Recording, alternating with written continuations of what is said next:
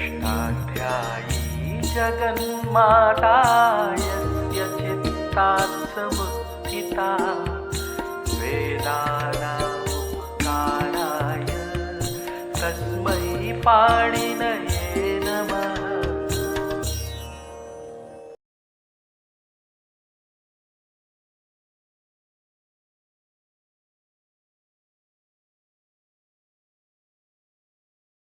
नमः पाणिनये। हम लोग पौष्पी प्रक्रिया के अनुसार धातुओं में प्रत्यय लगाने की विधि का विचार कर रहे हैं। इसके लिए हमने अंगों के दो हिस्से बनाए, अजंत और हलंत। अजंत अंगों को हमने अंतिम अच के आधार पर विभाजित किया और हलंत अंगों को हमने उपधा के आधार पर विभाजित किया। और किदगित प्रत्ययों के लिए 3 अंग हमने और बनाए। ये हैं अनिदित, संप्रसारणी और अनुनासिकांत। तो अभी हम अनुनासिकांत धातुओं के बारे में विचार करेंगे कि जब धातु अनुनासिकांत है तो उसमें हम किस प्रकार के अंग कार्य करेंगे। अनुनासिकांत का तात्पर्य है कि यमगणनम, यमगणना, ये 5 हल अनुनासिक हैं। ये जिसके अंत में हो उस धातु को हम अनुनासिकांत कहेंगे। किंतु यहाँ ध्यान देने की बात है कि या उंगा तो किसी धातु के अंत में हमको मिलेंगे नहीं, क्योंकि इनकी इत संज्ञा हो चुकी है। तो ना, मा और णा ये जिनके अंत में है, ऐसे अनुनासिकांत धातुओं के लिए हम अंग कार्य की चर्चा कर रहे हैं। हम जान चुके हैं कि प्रत्यय 3 प्रकार के हैं। साधातुक आधातुक को मिला करके हमने प्रत्ययों का जो विभाजन किया है वो 3 प्रकार के हैं।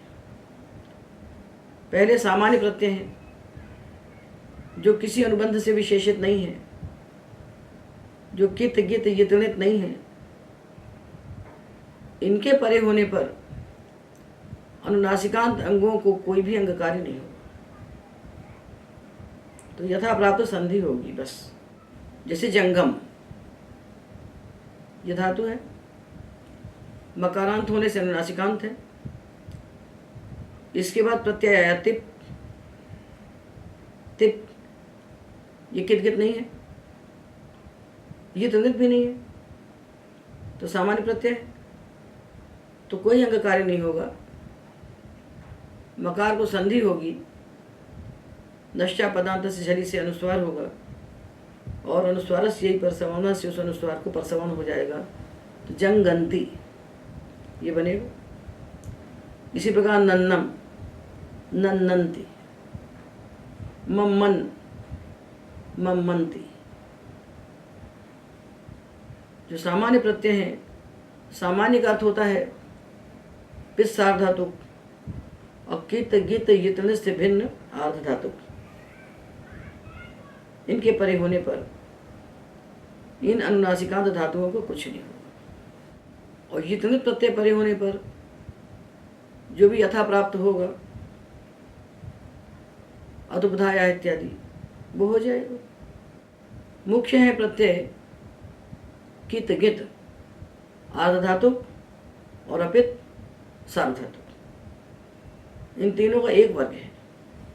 जो कार्य होता है गित आर्धातुक प्रत्यय परे होने पर, वही कार्य होता है अपित सार्वधातुक प्रत्यय परे होने पर, क्योंकि अपित सार्वधातुक प्रत्यय सार्वधातुक मपित इस अतिदेश से गित हो जाते हैं।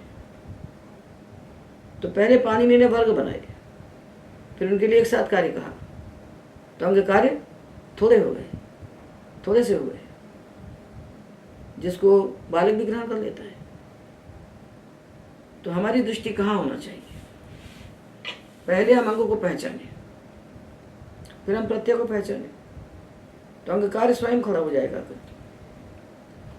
तो यदि धातु अनुनासिकांत है, उसके अंत में अनुनासिक व्यंजन है, न मायण, मन हन इत्यादि नकारांत है। गम रम नम इत्यादि मकारांत है। रण कण क्षण क्षण ये नकारांत है। ऐसे धातु यदि हैं तो ऐसे धातुओं के लिए 4 सूत्र कहते हैं पाणिनि। उनको हम क्रम से आपको बता रहे हैं। इनमें पहला सूत्र है अनुदातोपदेश वनति तनोत्यादि नाम अनुनासिक लोपो झलि किंगिति। ये सूत्र है 6-4-37। ये कहता है कि इस सूत्र में जो धातु पढ़े गए हैं उन धातुओं के अनुनासिक का लोप होता है। कब होता है? झलादि किदगित प्रत्यय परे होने पर। तो झलादि किदगित आर्धातुक हो या झलादि गित सार्वधातुक हो, बात तो एक ही है। तो ये कौन से धातु है? तो अनुदातोपदेश का अर्थ होता है जो धातु धातु पाठ में अनुदात पढ़े गए हैं। अनुदात धातु कहलाते हैं अनिच। अनिच तो अनुनासिकांत हो और अनिच हो। तो ऐसे धातु कौन कौन से हैं? तो अनिच धातु हम पढ़ेंगे। 102 धातु हलंत धातु में अनिच पढ़े गए हैं। उनमें मन हन ये 2 नकारांत धातु अनुदात हैं। और गम रम नम यम ये 4 मकारांत धातु अनुदात हैं। तो गम रम नम यम मन हन ये 6 धातु हैं जो इस सूत्र में कहे गए हैं अनुदातोपदेश। अनुदातोपदेश कहने से ये 6 धातु जानना चाहिए। गम रम नम यम मन हन, बस। और जो नकारांत हैं उनमें कोई भी अनुदातोपदेश नहीं है, एक भी नहीं। वो सारे के सारे सेठ हैं तो उनके बाद झलादि प्रत्यय मिल ही नहीं सकता, क्योंकि उसको इडागम हो जाएगा तो आजादी हो जाएगा। तो गम रम नम यम मन हन ये 6 धातु। और वनति कहने से भुआदिगण का वन धातु, और तनोत्यादि कहने से तनादिगण के अनुनासिकांत धातु। तनादिगण में 9 धातु अनुनासिकांत पढ़े गए हैं, किंतु इस सूत्र का विषय 8 धातु ही बनेंगे, क्योंकि सन धातु आगे चला जाएगा जन सनखनाम संजलोह में। तो इस सूत्र में तनादिगण की 8 ही धातु हमको लेना है। ये हैं तन मन वन क्षण क्षण घृण तृण ऋण। ये 9 हो गए। 2 नकारांत हुए, 4 मकारांत हुए, 9 तनादिगण के अनुनासिकांत हुए और 1 वनति हो गया। इस प्रकार ये 15 धातु हैं इस सूत्र का विषय। इन 15 धातुओं के अनुनासिक का लोप हो जाता है झलादि किदगित आधातु प्रत्यय परे होने पर और झलादि अपित सार्धातु प्रत्यय परे होने पर। अपित प्रत्ययित हो जाएगा। तो पहले हम आर्धातु प्रत्ययों के उदाहरण देते हैं, क्योंकि इसमें पूरे उदाहरण मिलेंगे और सार्धातु के पूरे मिलेंगे नहीं। उसका कारण हम आपको आगे बताएंगे। अष्टाध्यायी सहज बोध के द्वितीय भाग में देखिए पृष्ठ 113 जो अंगकार्य का पाठ है, उसमें ये पूरे उदाहरण दिए हुए हैं धातुओं के। ये पूरा 15 धातु यहाँ पर, ये पूरे 15 धातु आपको मिलेंगे यहाँ, जिनके सामने झलादि कित प्रत्यय लगाए गए हैं। क्तावक्तवतु ककार की संज्ञा होने से झलादि है, तो ककार की संज्ञा हुई है और प्रत्यय को इडागम नहीं हुआ है, इसलिए झलादि है। यदि इडागम हो जाता तो आजादी हो जाती। तो धातु सारे के सारे अनिच है, वनति को छोड़कर। वनति को छोड़कर सब अनिच है। तो ताक तवत को उदाहरण दिए हैं। तो गम धातु है, ये अनुदातोपदेश है। इसके अनुनासिक का लोप होता है झलादि कित प्रत्यय जुक्ता है इसके परे होने पर, तो बन गया गतः। गतः गतवत गत और गतवत बने, गतः गतवान, गतः गतवान। और झलादि गित के द्वारा तो सार्वधातु में मिलेगी, अपित सार्वधातु में। तो पहले हम देखते हैं उदाहरण झलादि कित के।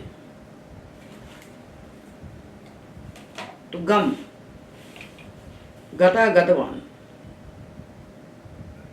रम रतः रतवान, नम नतः नतवान, यम यतः यतवान, मन मतः मतवान, हन हतः हतवान। और जो वन धातु है इसका उदाहरण हमने निष्ठा का नहीं दिया। क्यों नहीं दिया? क्योंकि धातु सेठ है। भुआदिगण का वन धातु सेठ है। जब सेठ है तो उसके बाद आने वाली निष्ठा को जागम हो जाएगा, तो झलादि नहीं रहेगा। तो उसको उदाहरण दे दिया हमने तिन का, क्योंकि तिन प्रत्यय कोई डागम होता ही नहीं है। तीतु त्राता था शेषु सर का शेषु सूत्र से निषेध हो जाता है, इसलिए वन का उदाहरण हमने दिया तिन प्रत्यय में। तो वनवती ही, तन तन ततः ततवान, मन मन मतः मतवान।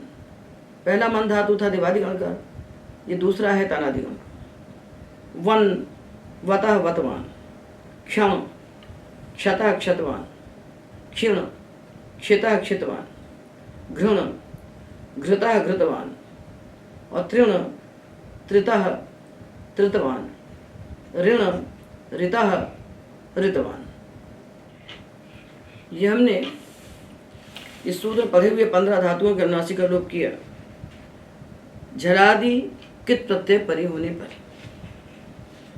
और जो झलादि कित प्रत्यय मिलते हैं वो हमको मिलते हैं अपित सार्वधातुक, जो सार्वधातुक अपित से गित हो जाते हैं। तो हम उनके उदाहरण देख लें तो बात पूरी हो जाएगी, पर उनके पूरे उदाहरण मिल नहीं सकते। इसका कारण क्या है कि सूत्र में देखिए अनुदात्तोपदेश कहा,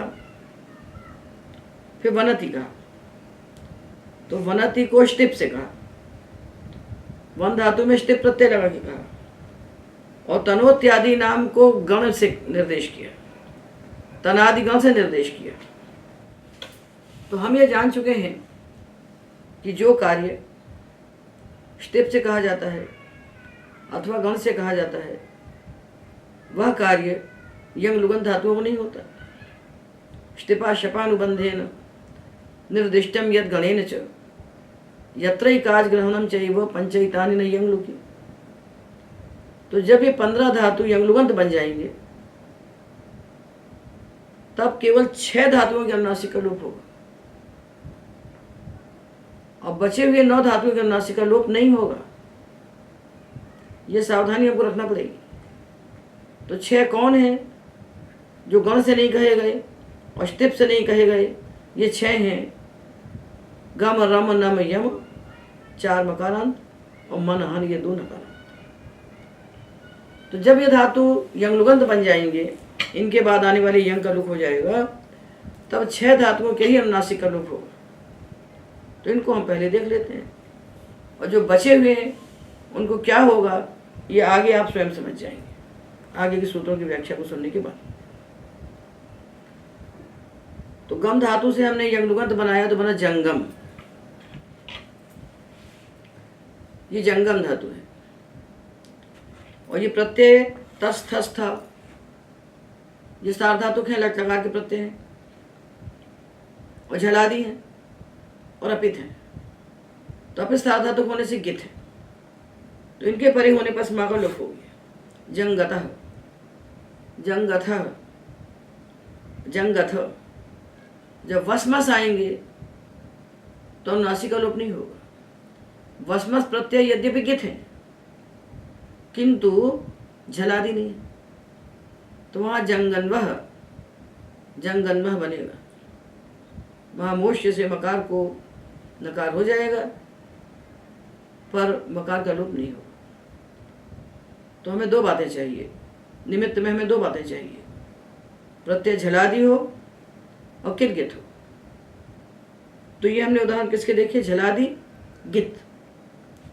जंगम, रन रम, रन रतः, रन रथः, रन रथ, यं यम, यम यतः, यम यथः, यं यथ, नन्नम, नन्नतः, नन्नथः, नन्नथ।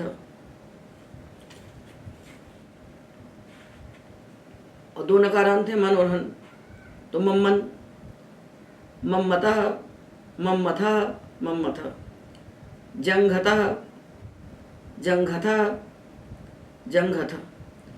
ये 6 धातुओं के अनुनासिक लोप हमने किया झलादि गित प्रत्यय परे होने। गित क्यों है, अपिस्ता धातु खोलने से। झलादि है ताथा आदि में, इसलिए झलादि है। अब बचे हुए जो धातु हैं वे धातु गण से निर्दिष्ट हैं और वनति धातु ष्टिप से निर्दिष्ट है, तो इनके अनुनासिक का लोप नहीं होगा, क्योंकि जो कार्य ष्टिप से कहा जाता है, जो कार्य गण से कहा जाता है, वह कार्य यंग लुगन धातुओं को नहीं होता। एक सूत्र की बात पूरी हो गई। अब 3 धातु हम पढ़ते हैं, 15 हो गई ना। अब 3, ये सूत्र है जनसन खनाम संझलो हो, यह 6 4 42। इसका अपवाद स्थिति पहले बता रहे हैं इसको। जन, सन और खन, इन 3 धातुओं के अनुनासिक के स्थान पर आत, दीर्घ आ आदेश होता है। कब होता है, संझलो हो, झलादि कितगित प्रत्यय परे होने पर और झलादि सन परे होने पर। यह सन धातु तनादिगण का था। तनादिगण में 9 धातु अनुनासिकांत थे, तो एक निकल के यहाँ आ गया, इसलिए वहाँ 8 उदाहरण दिए हमने। तो जन, इसके बाद लगाए प्रत्यय हमने ताक तवतु, तो ना को हो गया आ। जन जातः, सन सातः और खन खातः। ये हो गया ना, कितना सरल है देखिए, बच्चा भी समझ लेगा। 15 धातुओं के अनुनासिक हम लोग करेंगे झलादि कितगित प्रत्यय परे होने, और जन सन खन, इन 3 धातुओं के अनुनासिक को हम आत्व करेंगे झलादि कितगित प्रत्यय परे होने पर और सन परे होने पर। और ये विभाषा यकारादि कितगित प्रत्यय परे हो तो जन सन खन, इन तीनों धातुओं के नकार के स्थान पर विकल्प से आत्व होता है। तो हमने प्रत्यय लगाया यक, तो जन और यक, जन्यते जायते, खन खन्यते खायते, और सन सन्यते सायते। इसी प्रकार यंग आने पर जन्यते जा जायते, संसन्यते सा सायते, चंखन्यते चा खायते। ये सूत्र इसलिए बता दिया कि इसकी अनुवृत्ति ले रहा है पूरी।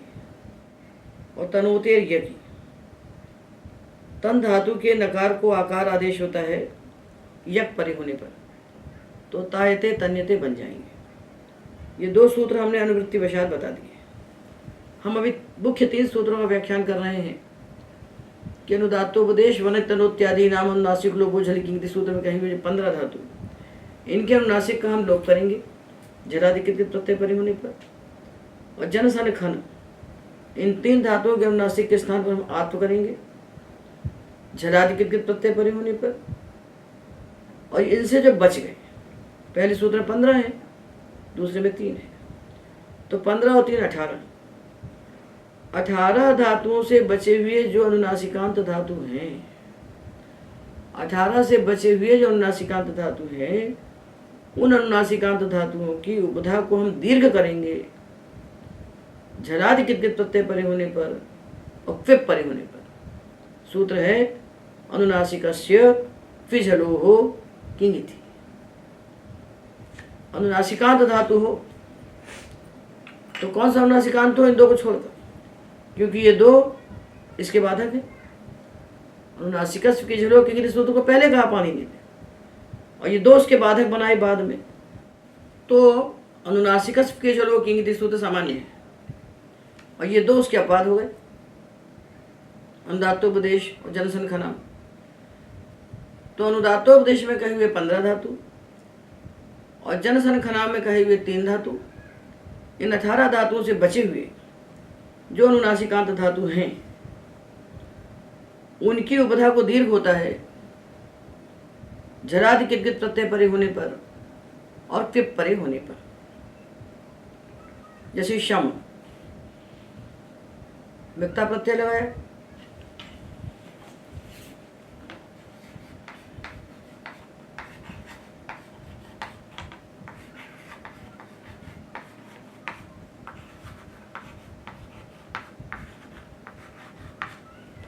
ये धातु है शम, कम, क्लम, क्षम, दम, ये सब अनुनासिकांत है और 18 धातुओं से भिन्न है।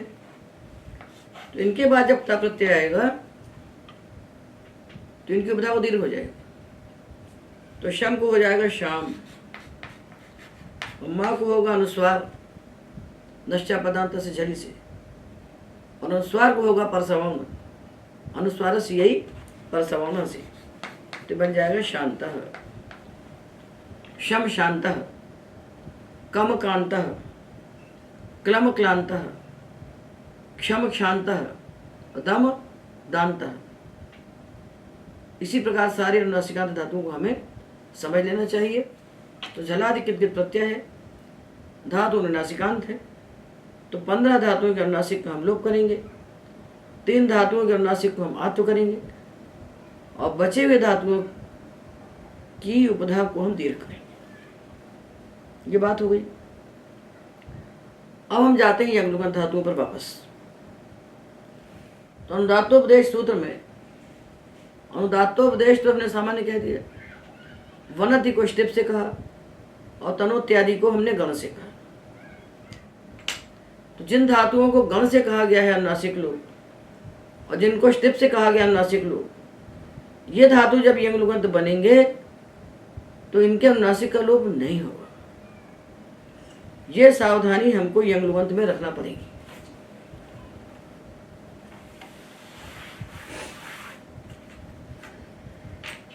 सूत्र तो यही रहेंगे। आप ध्यान दीजिए कि अनुनासिकांत धातुओं के लिए जो सूत्र बने हैं वो सब सामान्य हैं। वो साधातु का आधातु के लिए अलग अलग करके नहीं बने हैं, वो किंगित कह करके बने हैं। और जब किंगित कहते हैं तो किद्गित आधातु के साथ अपने साधातु अपने आप खड़े हो जाते हैं। किसी अनुनासिकांत धातु के लिए साधातु प्रत्यय परे होने पर अलग से कोई सूत्र नहीं कहा गया। तो हमने तनोत्यादि धातुओं को लिया, तन, इसको यंगलुगंत बनाए तो तन तन बन गया। अब धातु तो तनोत्यादि में से है, तनादिगण का है ना, प्रत्यय झलादि है और अपिस धातु होने से गित है, झलादि गित है। तो यहाँ प्राप्त तो हो रहा है कि हम अनुदात्तोपदेश सूत्र से इसके अनुनासिक का लोप कर दें, किंतु धातु तो यंगलुगंत है और सूत्र में तनोत्यादि के अगर गण से निर्दिष्ट है तो तनादिगण में पड़े हुए जो 9 धातु हैं उनके अनुनासिक का लोप नहीं होगा जब वो यंगलुगंत हो जाएंगे। तो ऋण का तो यंगलुक बनेगा नहीं, आजादी है। बाकी धातु हैं 7, उनके अनुनासिक का लोप हम नहीं करेंगे। तो अब तन है और आगे तस थस था है, झलादि गित प्रत्यय, तो अनुनासिक का लोप नहीं करेंगे तो क्या करेंगे? तो जो सामान्य कार्य वो करेंगे। इसलिए पाणिनि ने पहले कहा अनुनासिक फिजलोः किंगिति, वो सामान्य है, सबके लिए है वो, और ये 2 उसके बाधक है। तो जब इनके अनुनासिक का लोप नहीं होगा तब अनुनासिक फिजलोः किंगिति से इनकी उपधा को दीर्घ हो जाएगा। तन तांतः, तन तन तन तन तन तांतः, वन वम वन वम वान्तः।